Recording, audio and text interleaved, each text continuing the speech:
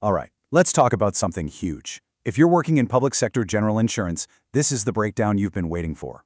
We're diving into the official pay revision, covering everything from the brand new basic pay scales to allowances, and, of course, the massive arrears payment you're going to want to know about. Let's get right into it. So, if you're in the public sector general insurance world, listen up, because this one is specifically for you. After a very long wait, your pay scales have been formally revised. And trust me, the changes are pretty significant. We're going to walk through exactly what this means for your bank account. And just so you know where all this is coming from, everything we're about to cover is pulled directly from 3 official notifications. They were published in the Gazette of India on February 11th, 2026. So this isn't guesswork or speculation. This is the real deal, the final word. Okay, so the first big question on everyone's mind is probably, does this apply to me? Well, the short answer is, it covers pretty much everyone. The government has split it into 3 main groups. Let's see who they are. First up, we've got the officers. And this means the entire officer cadre. We're talking from an entry-level Scale I officer just starting out, all the way up to a Scale 7 general manager. So if you're an officer, your whole pay structure has been revised. Next, we have the second group, the development staff. This is specifically for all the development officers out there, whether you're in grade I or grade 2.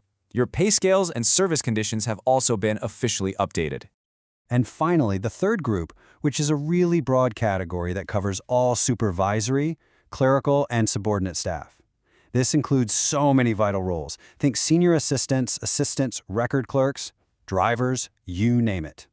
Basically, if you're part of the Class 3 or Class 4 workforce, you are definitely included in this revision. You know, a little inside baseball here. The way the government did this is kind of interesting. Instead of just one giant notification for everyone, they released 3 separate but totally coordinated schemes. There's one just for officers, one just for development staff, and one for everybody in the supervisory and clerical group. It's actually pretty smart because it keeps all the details for each group nice and clear. All right, let's get to the part I know you're all waiting for, the money. The absolute heart of this revision is the change to your basic pay. And let me tell you, the increase is pretty staggering. So, let's kick things off with the officer cadre. The jump in basic pay is huge across every single scale, but to really see the impact, let's just zoom in on the entry point, Scale I, and see what that monetary difference actually looks like. Wow. Just wow. Take a look at these numbers. The starting basic pay for a Scale I officer skyrockets from just under 51,000 rupees to almost 82,500. That is a massive increase. We're talking over 60% right from day one. And it's not just the start. The whole pay band gets lifted. A basic of around 73,000 now becomes nearly 119,000. So this isn't just a tiny tweak. It's a fundamental boost to your earnings. Okay, so what about the development staff? Does the good news continue? Let's use a development officer in grade I as our example and see how their compensation has changed. And yep, the story is exactly the same here.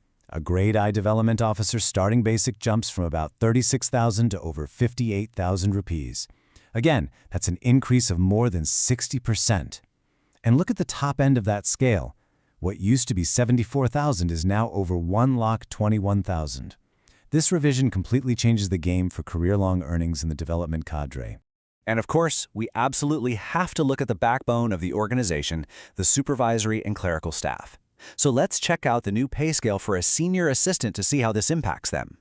The trend is absolutely crystal clear, isn't it? A senior assistant who used to start at a basic of about 31,000 rupees will now start at over 50,000 rupees. Once again, it's that incredible jump of more than 60%.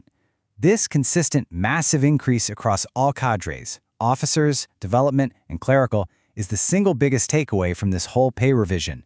It is a life-changing amount of money. But, you know, a salary is so much more than just the basic pay, right? This revision also overhauls the allowances and other benefits, and those can really add up to a big chunk of your total pay packet. So you're probably thinking, okay, my basic pay is way higher, but what does that do to my allowances? Well, they change too, and the new structure packs some serious monetary benefits. Let's start with dearness allowance, or DA. You can just think of it as your cost of living adjustment. Now, here's the key thing to get. Since your basic pay is so much higher now, the actual cash you get as DA is also going to be a lot higher. The formula for calculating it is the same for everyone, but because it's based on your new, much larger basic pay, the payout is bigger. Simple as that. Next up, house rent allowance, or HRA. For officers and development staff, the new structure is tiered based on where you live.